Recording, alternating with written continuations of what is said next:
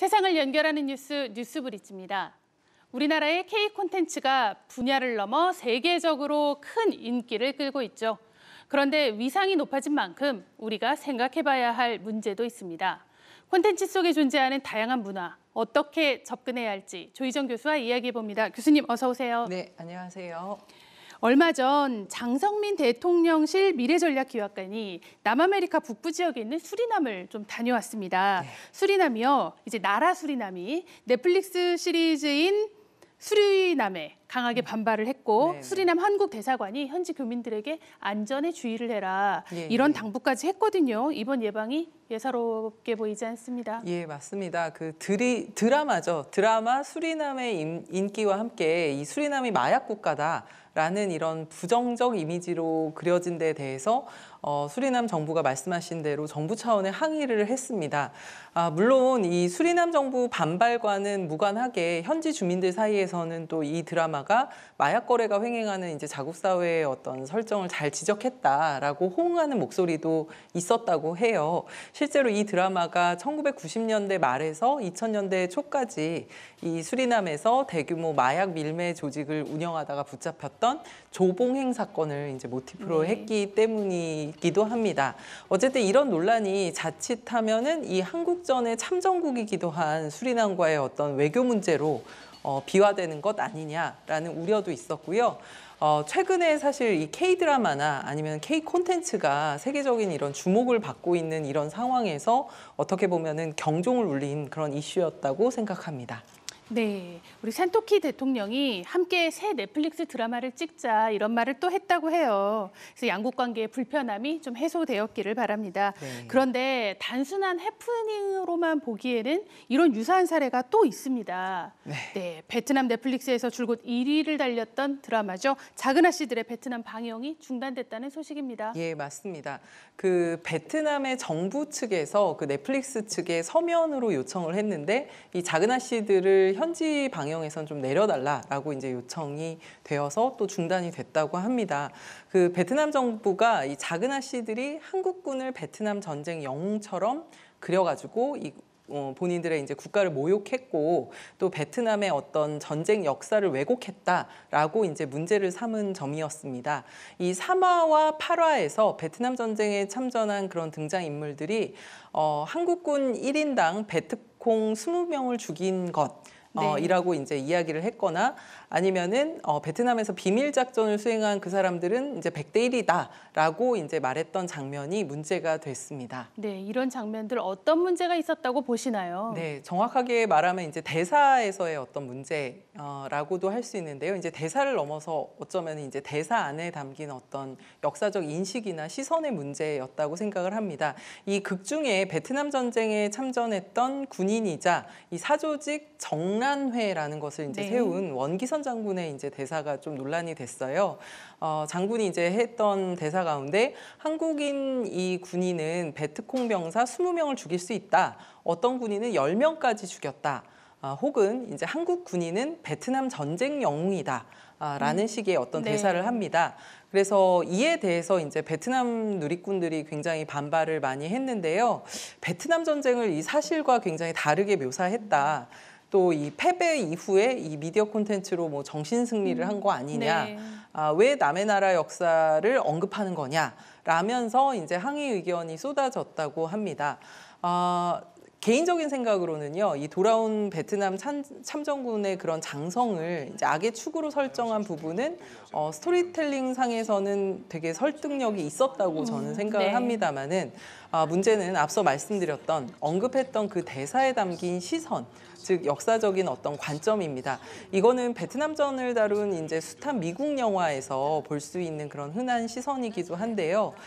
미국 영화에서는 이 베트콩이나 베트남인들을 박멸의 대상으로 이렇게 타자화시키기 쉬운데요. 그 베트남전에 한국군이 참여해서 월맹군하고 맞선 것도 사실은 사실입니다만 이게 평소에 베트남전에 대해서 우리가 가지고 있는 어떤 역사적인 인식 그리고 역사적인 자긍심을 가져온 그런 베트남인들에 대한 어떤 배려가 부족한 지점이 아니었나라는 생각이 듭니다. 그리고 한국 드라마랑 이제 문화에 굉장히 호의적이잖아요. 베트남 네, 국민분들이. 그렇죠. 예, 그런 어떤 국민들 정서로서는 굉장히 불쾌하게 느낄 수 있는 그런 지점이라고 생각도 듭니다. 받아들이는 감도가 이렇게 남다를 수밖에 없었을 텐데요.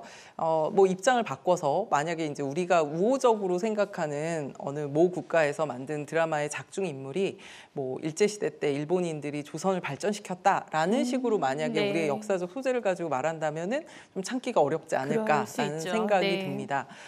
이번 이슈는 어쨌든 드라마 제작사가 밝혔던 변, 즉 향후 콘텐츠 제작에 있어서 사회문화적인 감수성을 고려해서 더 세심하게 주의를 기울이겠다라고 이제 밝혔는데요. 이 말 안에 이번 이슈에서 제작사 측이 이제 무엇을 간과했는지 정확히 말해줬다고 그렇게 생각합니다.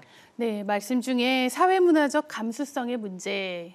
그 말이 맞는 것 같습니다. 네. 네, 실제 요즘 K 콘텐츠 산업이요, 다른 문화에 대한 이해와 감수성을 높여야 한다, 이런 지적이 많이 나오고 있죠. 네, 맞습니다. 특히 K 콘텐츠 안에서 아시아와 아프리카, 남미 이렇게 제3세계 문화에 대한 이해와 배려 수준이 굉장히 단편적이고 일방적이어서 논란에 휘말린 경우가 많았습니다. 일례로 이제 그 가수 블랙핑크 How You Like That 이라는 뮤직비디오에 힌두교 신 중에 하나인 가네샤 이미지를 이제 함부로 사용을 했다가 인도에서 굉장히 신성하게 여기는 어떤 아이콘 같은 이런 이미지를 사용했다라고 이제 비판이 일자 제작사에서는 이 뮤직비디오를 수정을 한 사례가 있었고요. 그리고 드라마 빅마우스라는 드라마에서는 주인공이 어떤 사형수에게 이제 너 같은 사이코를 낳고 도대체 뭘 드셨나?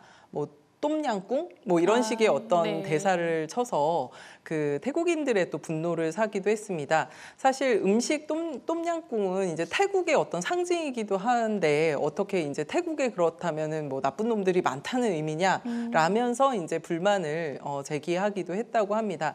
입장 바꿔서 만약에 이 타이밍에 너 김치 먹었냐라는 만약에 그런 식의 어떤 대사가 나왔다고 생각해 본다면 그 불쾌감이 어느 정도인지 이제 짐작해 볼 만하죠. 그죠?